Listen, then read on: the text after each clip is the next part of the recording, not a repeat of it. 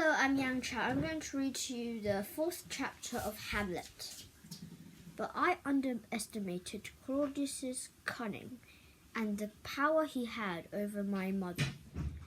When she let me into her room, there was a coldness in her expression, and I guessed that she had been speaking to my uncle.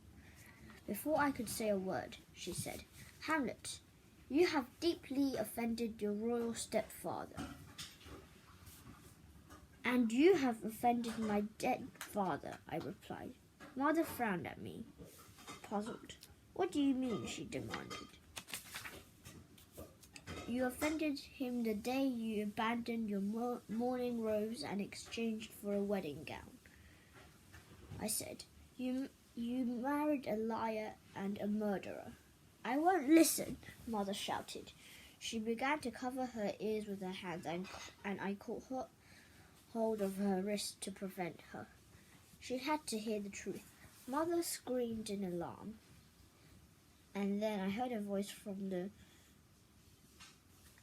behind the drawn curtains at her window, calling out, "Help! Murder!"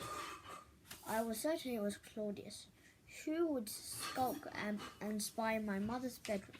I drew my sword and plunged it into the curtain with fierce joy that my father was avenged at last.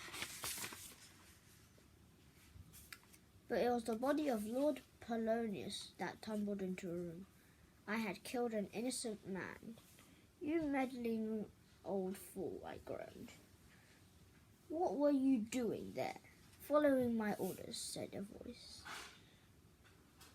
I turned and saw Claudius in the doorway with 2 armed guards, a triumphant light glinting in his eyes.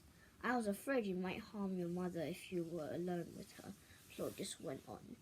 "Your manners have made you take my violent, Hamlet. You must leave Denmark tonight. I shall send you to friends in England, who will take care for you until you are back into your right mind.